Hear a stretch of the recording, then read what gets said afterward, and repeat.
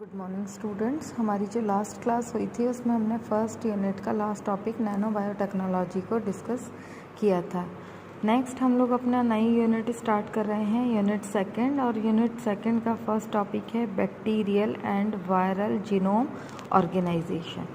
तो सबसे पहले हम जो बात करेंगे वो बैक्टीरिया के कॉन्टेक्स्ट में करेंगे कि बैक्टीरियल सेल के अंदर किस तरीके का जीनोम प्रेजेंट होता है, जीनोम ऑर्गेनाइजेशन होता है। देखिए, अगर जीनोम ऑर्गेनाइजेशन की बात कर रहे हैं तो व्हाट इज़ जीनोम? जीनोम क्या होता है? सेट ऑफ जीन होता है। ठीक है, सेट ऑफ जीन जो है वो किस पर प्रेजेंट होगा? जो क्रोमेटिन थ्रेड होते हैं, जिन क्रोमेटिन थ्रेड के ऊपर हमारे क्या प्रेजेंट होते हैं? क्रोमेटिन थ्रेड पर हमारे जीन्स प्रेजेंट होते हैं। और ये जो जीन्स होते हैं, इन जीन्स का क्या फंक्शन होता है? ये पर्टिकुलर हर जीन पर कोई ना कोई इन्फॉर्मेशन प्रेजेंट होती है और यही इन्फॉर्मेशन जो है वो हेरिडिटरी होती है। यही सूचनाएं जो हैं वो कहाँ तक जाती है? एक पीढ़ी से दूसरी पीढ़ी में ट्रांसफ़र होती हैं। तो सेट ऑफ जीन है, इसका मतलब है कि जीन का कोई सीक्वेंस है, कोई ग्रुप प्रेजेंट है और उन पर्टिकुलर ग्रुप्स में जो जीन हैं उनके ऊपर बहुत सारी सूचनाएं प्रेजेंट होती हैं। देखिए, अगर बैक्टीरियल सेल के बारे में बात कर रहे हैं तो हम सीधे सीधे बात किसके ऊपर कर रहे हैं? प्रोकैरियोट्स के केस में बात कर रहे हैं। तो जो हमारी प्रोकैरियोट्स होते हैं, प्रोकैरियोटिक सेल होती है, तो सबसे बेस्ट एग्जांपल हम प्रोकैरियोट के लिए यूज़ करते हैं ई कोलाई का। ई कोलाई की जो बैक्टीरियल सेल है वो इस तरीके की सेल होती है जिसमें 2 डीएनए प्रेजेंट होता है। एक डीएनए जो होता है वो सेल की ग्रोथ के लिए रिस्पॉन्सिबल होता है। इसका मतलब है कि ये कौन सा डीएनए है? ये है एसेंशियल डीएनए, जो बैक्टीरियल सेल की ग्रोथ के लिए ज़रूरी होता है। इसके साथ एक सर्कुलर डीएनए प्रेजेंट होता है। ये सर्कुलर डीएनए जो है वो इस बैक्टीरियल सेल के लिए तो कोई रोल प्ले नहीं करता, लेकिन बायोटेक के अंदर इस बैक्टीरियल सेल का जो सर्कुलर डीएनए है इसे हम एज अ वेक्टर यूज़ करते हैं क्लोनिंग की प्रोसेस को कंप्लीट करने के लिए। इसमें हम क्या करेंगे? इस सर्कुलर डीएनए को बाहर निकाल लेंगे। क्यों? क्योंकि ये इस डीएनए में रेप्लिकेशन करने की कैपेसिटी होती है और साथ ही ये रिकॉम्बिनेंट भी बहुत जल्दी हो जाता है। तो इस वेक्टर को हम क्या करते हैं बायोटेक की टर्म में?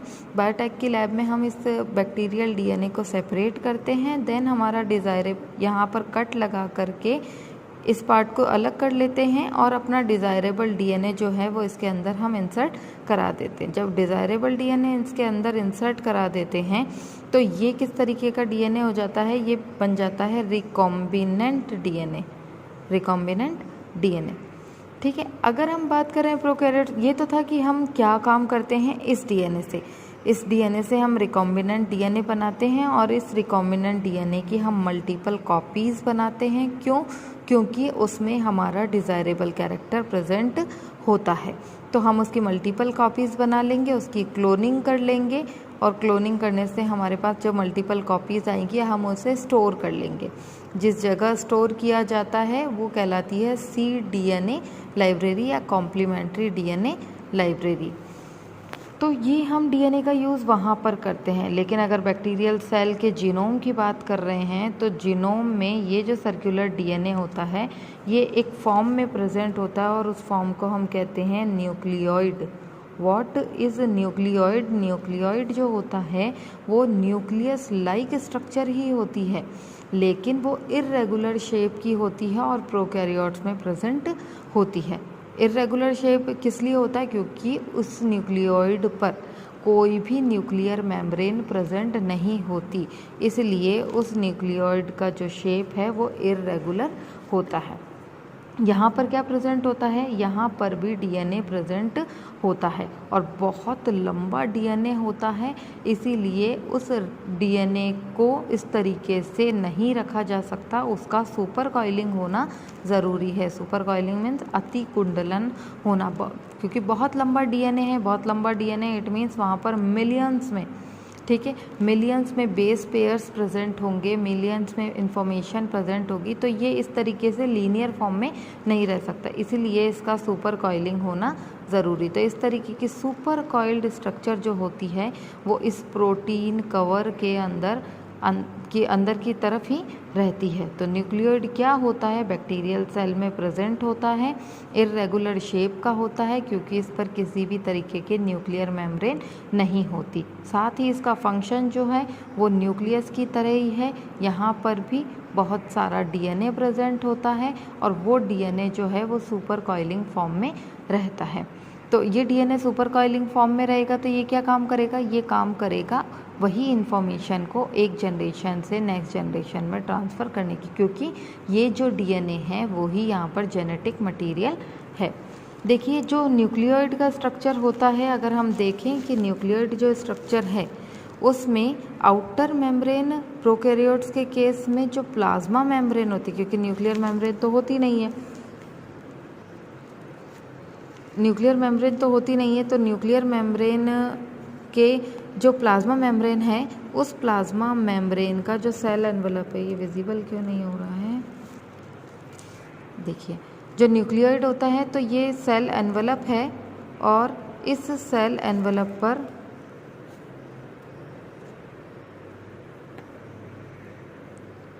ये है हमारा सेल एनवलप, ठीक है। तो ये जो सेल एनवलप है ये प्रोकैरियोट्स के केस में एक प्रोटीन लेयर के साथ कनेक्टेड रहता है। ये रीजन जो होता है इसे हम कहते हैं nucleoid organisation origin.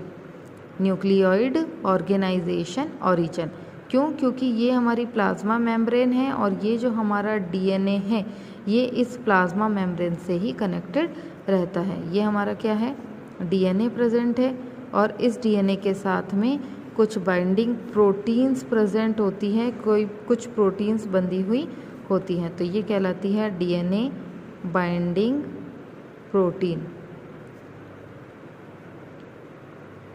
DNA binding protein present होती है, तो ये इस तरीके की सुपर कॉइलिंग स्ट्रक्चर के साथ में प्रेजेंट होता है। तो ये था हमारा बैक्टीरियल सेल का डीएनए जो है वो किस तरीके से प्रेजेंट होता है। इसकी प्रेजेंस इसलिए होती है ऐसी क्योंकि ये काफ़ी लंबा होता है और इस पे मिलियंस में न्यूक्लियोटाइड और बेस पेयर सीक्वेंसेस प्रेजेंट होते हैं। अगर हम ई कोलाई की ही बात कर रहे हैं तो न्यूक्लियोइड, देखिए मैंने यहाँ पे भी लिखा है कि न्यूक्लियोइड में क्या होता है, सुपर कॉइल्ड डीएनए प्रेजेंट होता है। और वो सुपर कॉइल्ड होने का रीज़न क्या है, क्योंकि वहाँ पर मिलियंस में इंफॉर्मेशन प्रेजेंट है और बेस पेयर्स और न्यूक्लियोटाइड्स की सीक्वेंसेस प्रेजेंट होती है। ई कोलाई के केस में कितने तरीके का हिस्टोन प्रोटीन प्रेजेंट होता है, देखिए हिस्टोन प्रोटीन की हम यहाँ पर बात क्यों कर रहे हैं, क्योंकि डीएनए जो भी हमारा जेनेटिक मटेरियल है वो क्या है, वो डीएनए, और डीएनए बना किससे होता है, हिस्टोन प्रोटीन के साथ में। तो यहाँ पर ई कोलाई के केस में हमारे 4 टाइप्स के हिस्टोन प्रोटीन ई कोलाई में प्रेजेंट होते हैं। The first one is HU, जिसे हम हप ए भी बोलते हैं और हप बी भी बोलते हैं। ये दोनों क्या फंक्शन करते हैं, ये दोनों फंक्शन करते हैं न्यूक्लियोसोम लाइक स्ट्रक्चर बनाने का, न्यूक्लियोसोम लाइक स्ट्रक्चर का फॉर्मेशन करने का। तो आपको केवल इनके नाम याद रखने हैं कि हप ए और हप बी किसके केस में, ई कोलाई के केस में क्या काम करते हैं, न्यूक्लियोसोम लाइक स्ट्रक्चर का फॉर्मेशन करते हैं। देन नेक्स्ट हमारा हिस्टोन प्रोटीन है HLP1। ये क्या करता है, ये आरएनए पॉलीमरेज जो है, आरएनए पॉलीमरेज, तो आरएनए पॉलीमरेज क्या है, एंजाइम है जो किस में काम में आता है, ट्रांसक्रिप्शन के अंदर। तो ये ट्रांसक्रिप्शन की प्रोसेस में जो आरएनए पॉलीमरेज काम में आता है उसको अफेक्ट करता है, उसको प्रभावित करता है, उसकी एक्टिविटी को प्रभावित करता है। देन H1HNS क्या करता है, इन विट्रो कंडीशन में ट्रांसक्रिप्शन को अफेक्ट करता है। इन विट्रो कंडीशन में, इन विट्रो मतलब लैब के अंदर होने वाली कंडीशन। और H हिस्टोन प्रोटीन क्या करता है, जो हमारा यूकैरियोटिक सेल में हिस्टोन प्रोटीन का फंक्शन होता है, क्या करना, डीएनए को बाइंड करने का काम करना। तो ये H वही काम करता है। तो ई कोलाई के केस में 4 टाइप्स के हिस्टोन प्रोटीन प्रेजेंट होती है। फर्स्ट है हप ए, हप बी, HLP1, H1 और H। अगर हम ई कोलाई का जीनोम स्ट्रक्चर देखें, व्हाट इज़ जीनोम, अभी मैंने बताया कि जीनोम क्या होता है, सेट ऑफ जीन होता है, ग्रुप ऑफ जीन होता है, तो यहाँ पर जीनोम के आपको सीक्वेंस याद रखने पड़ेंगे, नंबर्स याद रखने पड़ेंगे। इन 1997 में क्या हुआ था, ई कोलाई के जीनोम सीक्वेंसेस को स्टडी कर लिया गया था, जीनोम सीक्वेंस को स्टडी कर लिया गया था और ये बताया गया था कि ई कोलाई में 4.64 इंटू 10⁻⁶ बेस पेयर्स का लंबा जो है वो हमारा जीनोम प्रेजेंट होता है, और जिस पर कितने जीन्स प्रेजेंट होते हैं, 4408 जीन्स आर प्रेजेंट। तो इतने तो जीन्स प्रेजेंट होते हैं और जीनोम सीक्वेंसेस जो है वो कितने बेस पेयर्स लॉन्ग होता है, वो होता है 4.64 इंटू 10⁻⁶ बेस पेयर्स का ये सीक्वेंस होता है। देखिए ई कोलाई को अगर हम बायोटेक में यूज़ कर रहे हैं तो आपने इंसुलिन सुना होगा, जो कि डायबिटिक पेशेंट के लिए यूज़ किया जाता है, वो इस ई कोलाई के जीनोम से ही मॉड्यूलेट किया गया है, उसी से बनाया गया है। तो यहाँ जो एग्जांपल हम यूज़ कर रहे हैं वो कर रहे हैं ई कोलाई K12। देखिए ये जो नंबर बताया गया है K12, ये इसके साइंटिस्ट का और इसके कॉपी नंबर होता है। हर एक जो भी प्रोकैरियोट्स है या जो भी यूकैरियोट्स है जिनका जीन हम ले करके स्टडी कर रहे हैं, उनका जीनोम देख रहे हैं, उसमें उनका कॉपी नंबर और उनको बनाने वाले साइंटिस्ट का नाम का हम यूज़ करते हैं। तो ई कोलाई K12, ठीक है, ये जीनोम है जिसके अंदर हमने कुछ डिफरेंट सीक्वेंसेस आपको यहाँ पर दिखाई दे रहे हैं। देखिए ARA, MAL, ये हैं हमारे कुछ जीन सीक्वेंसेस। जैसे अगर हम इस जीनोम को पढ़ना है ना, तो आप एक चीज़ याद रखिए, जीनोम के केस में 3 रीज़न होना ज़रूरी है। फर्स्ट रीज़न है ओरी-सी रीज़न। ओरी-सी रीज़न का मतलब होता है, ये देखिए ये ओरी है, ओरी-सी रीज़न, जिसे हम कहते हैं रेप्लिकेशन ओरिजिन या origin of replication site, origin of replication site. Second होता है हमारा सेलेक्टिव मार्कर साइट, और थर्ड होता है हमारा रेस्ट्रिक्शन साइट। तो ये 3 साइट किसी भी जीनोम में पढ़ने के लिए हमें ज़रूरी होता है, किसी भी जीनोम के ऑर्गेनाइजेशन को पढ़ने के लिए हमें इन तीनों साइट्स का पता होना चाहिए। देखिए ई कोलाई के केस में आपको ये एज इट इज़ ही याद रखना पड़ेगा। ई कोलाई के केस में और ये रेप्लिकेशन या ओरी-सी जो है, ओरिजिन ऑफ साइट, वो इस पर्टिकुलर एरिया पर प्रेजेंट होता है। ओरी-सी का मतलब होता है कि इस सीक्वेंस पर या इस जगह से रेप्लिकेशन जो है वो स्टार्ट होगा। देन एक आता है रेप्लिकेशन टर्मिनेशन, आपकी बुक में गलत दिया हुआ है, आप उसको सही कर लेना। ये रेप्लिकेशन टर्मिनेशन है, टर्मिनेशन नहीं है, यानी रेप्लिकेशन का एंडिंग साइट। तो एक तरफ से रेप्लिकेशन स्टार्ट हो रहा है और एक तरफ से रेप्लिकेशन जो है वो ख़त्म हो रहा है। तो ये है रीज़न, कौन सा, रेप्लिकेशन ओरी-सी साइट।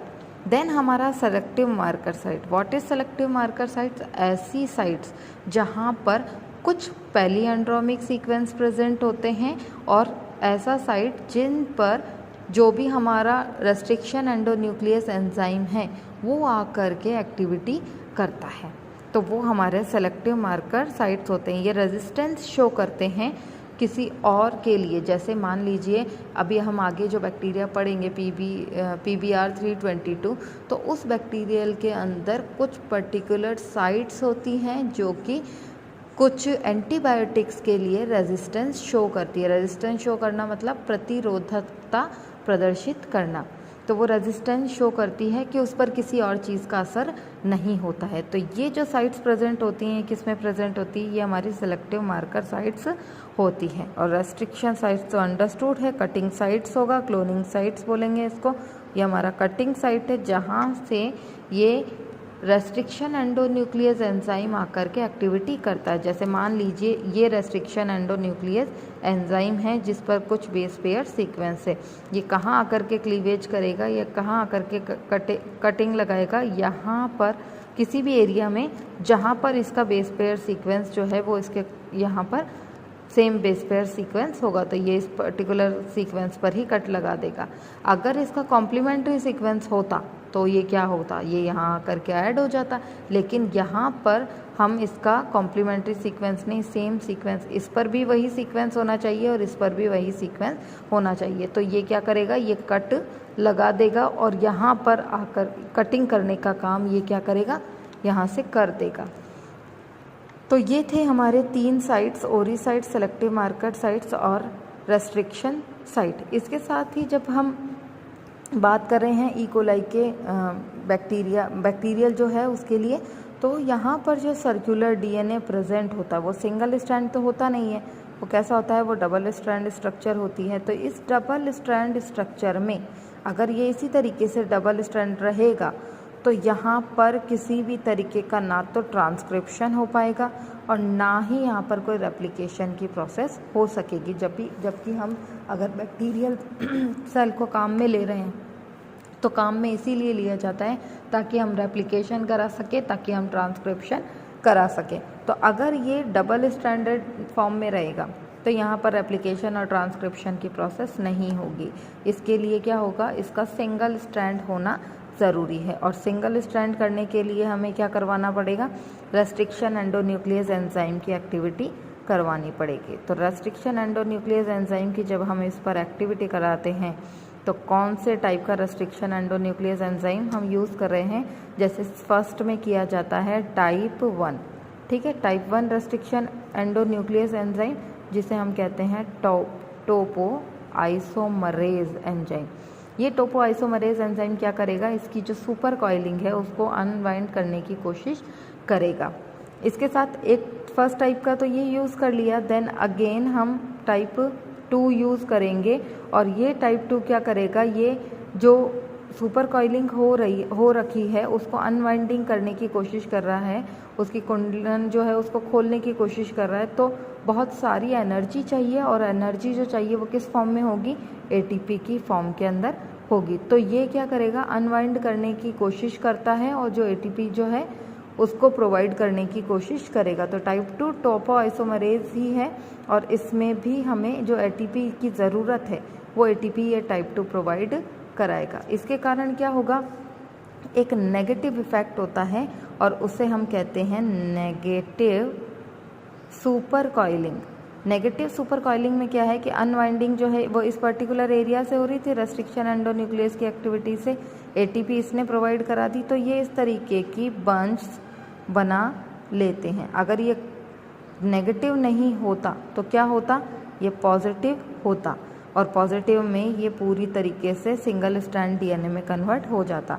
लेकिन ये क्या हुआ है, नेगेटिव सुपर कॉइलिंग हुआ है और नेगेटिव सुपर कॉइलिंग होने से इस डीएनए ने क्या करा है, बहुत ज़्यादा बार कुंडलिन कर लिया है। तो इसे हम कहते हैं negative effect of circular DNA. आज की क्लास के लिए इतना ही, नेक्स्ट टॉपिक हम कल की क्लास में कंटिन्यू करेंगे।